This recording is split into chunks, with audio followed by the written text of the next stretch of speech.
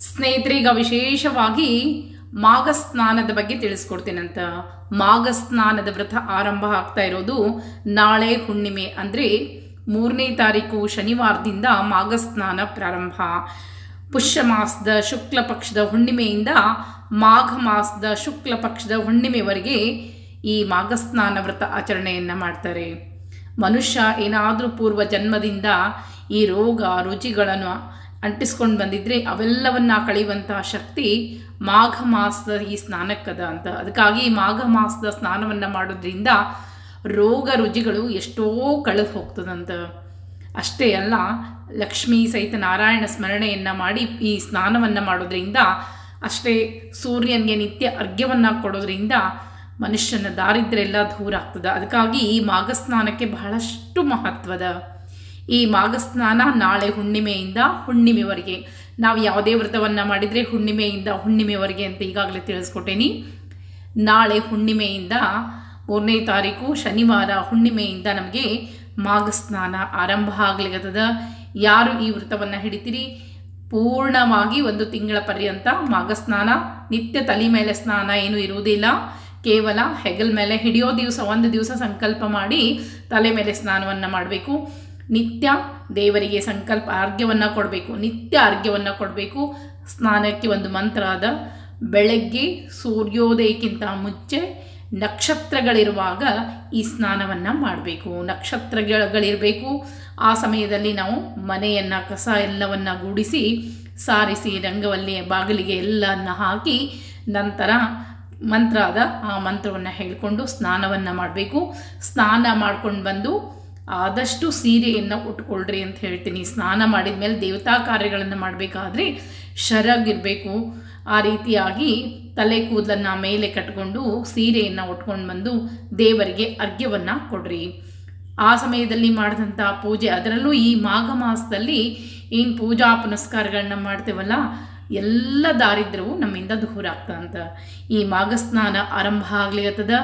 ಈ ಮಾಘ ಸ್ನಾನದ ವಿಶೇಷತೆ ಏನೋದ ಸಂಕಲ್ಪವನ್ನು ಹೇಳ್ತೀನಿ. ಯಾರು ಹಿಡಿಬೇಕಂತೀರಿ ನಾಳೆ ಹುಣ್ಣಿಮೆಯಿಂದ ಶುರು ಮಾಡಿರಿ. ಪದ್ಮ ಪುರಾಣದಲ್ಲಿ ಬರೋ ಹಾಗೆ ಮಾಘ ಸ್ನಾನಕ್ಕೆ ಅನಂತವಾದ ಫಲ ಅದ ಅಂಥೇಳಿ. ಈ ಮಾಘ ಸ್ನಾನವನ್ನು ಮಾಡೋದ್ರಿಂದ ಎಂತಹ ಸಂಕಷ್ಟಗಳು ದೂರ ಆಗ್ತದೆ. ಈ ಮೊದಲೇದಾಗಿ ಮಾಘ ಸ್ನಾನ ಹಿಡಿಯೋಕ್ಕಿಂತ ಮುಂಚೆ ಹಿಡಿಯೋ ಅಂದರೆ ಯಾವ ದಿನ ಹಿಡಿಬೇಕು, ನಾಳೆ 3ನೇ ತಾರೀಕು ಹುಣ್ಣಿಮೆ ಶನಿವಾರ ಬಂದದ. ಆ ದಿನ ಸಂಕಲ್ಪಪೂರ್ವಕವಾಗಿ ಹಿಡಿಬೇಕು. ಹಿಡಿಯುವ ಸಂಕಲ್ಪ ಒಂದೇ ಸಲ ಮಾಡಬೇಕು. ಆದರೆ ನಿತ್ಯ ಸ್ನಾನಕ್ಕೆ ಒಂದು ಸಂಕಲ್ಪ ಇರ್ತದೆ, ಅದನ್ನು ಮಾಡಿಯೇ ಸ್ನಾನವನ್ನು ಮಾಡಬೇಕು. ನಾನು ಎಲ್ಲವನ್ನು ಹೇಳ್ಕೊಡ್ತೀನಿ. 3ನೇ ತಾರೀಕು ಬೆಳಗ್ಗೆ, ಈ ನಾಳೆ ಬರೋ ಜನವರಿ 3ನೇ ತಾರೀಕು ಶನಿವಾರ ಹುಣ್ಣಿಮೆ ಅದ. ಅದೇ ದಿನ ನಾವು ಸಂಕಲ್ಪಪೂರ್ವಕವಾಗಿ ಸ್ನಾನವನ್ನು ಹಿಡಿಬೇಕು. ಕೈಯಲ್ಲಿ ಅಕ್ಷತೆಯನ್ನು ಹಿಡ್ಕೊಂಡು ಬೆಳಗ್ಗೆ ನಾವು ಸ್ನಾನಕ್ಕಿಂತ ಮುಂಚೆನೇ ಮಾಡಬೇಕಿದು. ಬೆಳಗ್ಗೆ ಎಲ್ಲ ಮನೆಯೆಲ್ಲ ಕಸ ಗುಡಿಸಿ ಒರೆಸಿ ಸ್ವಚ್ಛವನ್ನು ಮಾಡ್ಕೊಂಡು ಬಂದು ದೇವರ ಮುಂದೆ ಕೈಕಾಲು ತೊಳ್ಕೊಂಡು ದೇವರ ಮುಂದೆ ಕೂತ್ಕೊಂಡು ಶುಭ ಶೋನೆ ಮುಹೂರ್ತೆ ಆದ್ಯ ಬ್ರಹ್ಮಣ ದ್ವಿತೀಯ ಪ್ರಾರ್ಧೆ ಶ್ವೇತವರಾಹ ಕಲ್ಪೆ ವೈವಸ್ವತ ಮನ್ವಂತರೆ ಕಲಿಯುಗೆ ಪ್ರಥಮ ಪಾದೆ ಭರತವರ್ಷೆ ಭರತಖಂಡೆ ಜಂಬೂದ್ವೀಪದಂಡಕಾರಣ್ಯ ದೇಶೆ ಗೋದಾವರ್ಯಾಹ ದಕ್ಷಿಣತೀರೆ ಶಾಲಿವಾನಶಕೆ ಬೌದ್ಧಾವತಾರ ರಾಮಕ್ಷೇತ್ರೆ ಅಸ್ಮಿನ್ ವರ್ತಮಾನೆ ವ್ಯವಹಾರಿಕ ಚಾಂದ್ರಮಾನೇನ ವಿಶ್ವಾವಸು ನಾಮ ಸಂವತ್ಸರೆ ದಕ್ಷಿಣಾಯಣೆ ಹೇಮಂತ ಋತು ಪೌಷಮಾಸೆ ಶುಕ್ಲಪಕ್ಷೆ ಪೌರ್ಣಿಮ್ಯಾತಿಥೌ. ಆ ದಿನ ನಮಗೆ ಆರ್ದ್ರ ನಕ್ಷತ್ರ ಬರ್ತಾ ಇದೆ, ಬ್ರಹ್ಮಯೋಗ ಬರ್ತಾ ಇದೆ. ಆರ್ದ್ರ ನಕ್ಷತ್ರೇ ಬ್ರಹ್ಮಯೋಗೆ ಏವಂ ಗುಣ ವಿಶೇಷಣ ವಿಶಿಷ್ಟಾಯಾಂ ಶುಭ ಪುಣ್ಯತಿಥೌ ಶ್ರೀ ಲಕ್ಷ್ಮೀ ಸಹಿತ ವಿಷ್ಣು ಪ್ರೇರಣೆಯ ಶ್ರೀ ವಿಷ್ಣು ಪ್ರೀತ್ಯರ್ಥಂ ಜ್ಞಾನ ಭಕ್ತಿ ವೈರಾಗ್ಯ ಸಿದ್ಧಾರ್ಥಂ ಮಾಘ ಸ್ನಾನ ವ್ರತಮಹಂ ಕರಿಷ್ಯೆ. ಪೂರ್ಣ ಮಾಘ ಮಾಸ ಪರ್ಯಂತ ಮಾಘ ಸ್ನಾನ ವ್ರತಮಹಂ ಕರಿಷ್ಯೆ ಅಂಥೇಳಿ ನಾವು ಹೇಳಬೇಕು. ಯಾಕಂದರೆ 1 ತಿಂಗಳ ಪರ್ಯಂತ ಈ ಸ್ನಾನವನ್ನು ನಾನು ಮಾಡ್ತೇನೆ ಅಂಥೇಳಿ ಬೇಡ್ಕೊಳ್ಬೇಕು. ನಂತರ ಸ್ನಾನಕ್ಕೆ ಹೋಗಿ ಬಕೆಟಲ್ಲಿ ನೀರು ಬಿಟ್ಕೊಳ್ಬೇಕು, ಬಿಸಿನೀರು ಬಿಟ್ಕೊಂಡು ನಂತರ ಗಂಗೆ ಚ ಯಮುನೆ ಚೈವ ಗೋದಾವರಿ ಸರಸ್ವತಿ ನರ್ಮದೆ ಸಿಂಧು ಕಾವೇರಿ ಜಲಸ್ಮಿನ್ ಸನ್ನಿಧಿಂ ಕುರು ಅಂಥೇಳಿ ಅದರಲ್ಲಿ ಬಲಗೈಯನ್ನು ಇಟ್ಟು ನಂತರ ಆ ಬಲಗೈ ಒಂದು ಮುಟ್ಟಿಗೆಯನ್ನು ಮಾಡಿ ಅದರಲ್ಲಿ ಶ್ರೀಕಾರವನ್ನು ಬರಿಬೇಕು. ಅಲ್ಲಿ ದೇವತೆಗಳ ಸಾನ್ನಿಧ್ಯ ಬರ್ತದೆ. ಗಂಗೆ ಸಹಿತ ಎಲ್ಲ ನದಿಗಳ ಸಾನ್ನಿಧ್ಯ ಆ ಬಕೆಟ್ ನೀರಲ್ಲಿ ಬರ್ತದೆ. ಆವಾಗ ಆ ಕೈಯಲ್ಲಿ ಆ ಬಕೆಟ್ನಲ್ಲಿರುವಂಥ ನೀರನ್ನು ಕೈಯಲ್ಲಿ ಹಿಡಿದು ಮಾಘಸ್ನಾನ ಮಿದಂ ಪೂರ್ಣಂ ಸ್ನ್ಯಾಸೇಹಂ ದೇವಮಾಧವ ತೀರ್ಥಸ್ಯಾಸ ಜಲೇ ನಿತ್ಯಂ ಇತಿ ಸಂಕಲ್ಪ ಚೇತಸಿ ಅಂಥೇಳಿ ನಿತ್ಯ ಈ ಸಂಕಲ್ಪ ಮಾಡ್ಕೊಳ್ಬೇಕು. ಹಿಡಿಯೋ ದಿವಸ ನಾನು ಆಗಳ ಹೇಳಿದೆಲ್ಲ ಅದನ್ನು ಸಂಕಲ್ಪ ಮಾಡ್ಕೊಳ್ಬೇಕು.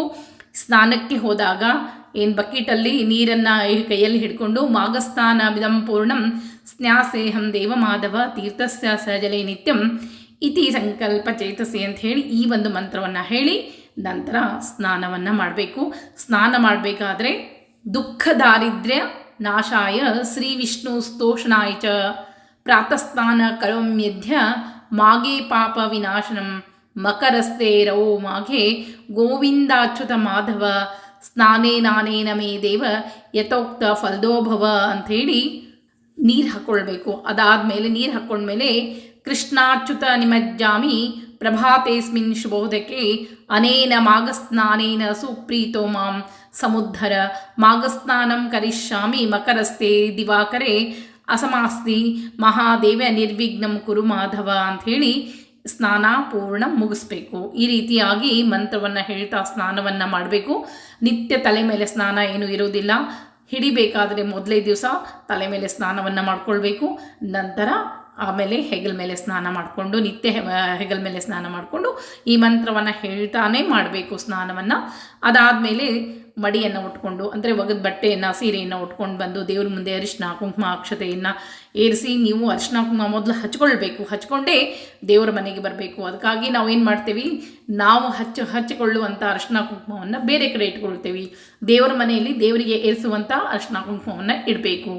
ನಾವು ಕೂಡ ಅರಿಶಿನ ಕುಂಕುಮವನ್ನು ಮೊದಲು ಅದನ್ನು ದೇವರ ಮುಂದೆ ಇಟ್ಟು ಅಭಿಮಂತ್ರಿಸ್ಕೊಂಡಿರಬೇಕು. ಅದಾದಮೇಲೆ ಅದನ್ನು ನಾವು ಹಚ್ಕೊಳ್ಬೇಕು. ಮೊದಲು ಅರಿಶಿನ ಕುಂಕುಮ ಹಚ್ಕೊಂಡೇ ದೇವರ ಮನೆಗೆ ಬರಬೇಕು.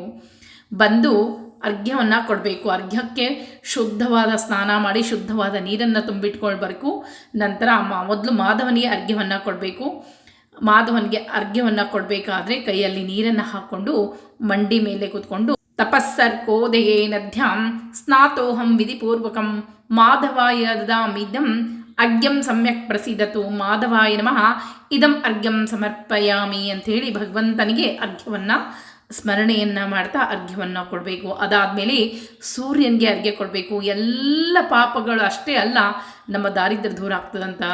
ಸವಿತ್ರೇ ಪ್ರಸವಿತ್ರೇ ಚ ಪರಂ ಧಾಮ್ನೇ ನಮೋಸ್ತುತೆ ತ್ವತ್ತೇ ಸಾ ಪರಿಭೃಷ್ಟಂ ಪಾಪಂ ಯಾತೋ ಸಹಸ್ರದಾ ಸವಿತ್ರೇ ನಮಃ ಇದಂ ಅರ್ಘ್ಯಂ ಸಮರ್ಪಯಾಮಿ ಅಂಥೇಳಿ ಭಗವಂತನಿಗೆ ಸೂರ್ಯನಾರಾಯಣ ಸ್ಮರಣೆಯನ್ನು ಮಾಡ್ತಾ ಸೂರ್ಯನಿಗೆ ಅರ್ಘ್ಯವನ್ನು ಕೊಡಬೇಕು.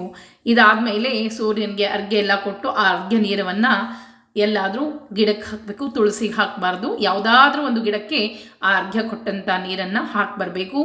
ನಂತರ ಸೂರ್ಯನ ನೋಡಿ ನಮಸ್ಕಾರ ಮಾಡಿ ಹೇಳಬೇಕು, ದಿವಾಕರ ಜಗನ್ನಾಥ ಪ್ರಭಾಕರ ನಮೋಸ್ತುತೆ ಪರಿಪೂರ್ಣಂ ಕುರುಶ್ವೇದಂ ಮಾಘಸ್ನಾನಂ ಮಯಾ ಕೃತಂ ಅಂಥೇಳಿ ಭಗವಂತನ ಸೂರ್ಯನನ್ನು ನೋಡಿ ಸ್ಮರಣೆಯನ್ನು ಮಾಡಿ ನಮಸ್ಕಾರ ಮಾಡಿ ಬಂದರೆ ನಿಮಗೆ ಎಂಥ ದಟ್ಟ ದಾರಿದ್ರ್ಯವೂ ಕೂಡ ದೂರಾಗಿ ಮನುಷ್ಯನಿಗೆ ಪುಣ್ಯ ಪ್ರಾಪ್ತಿಯಾಗ್ತದಂತ.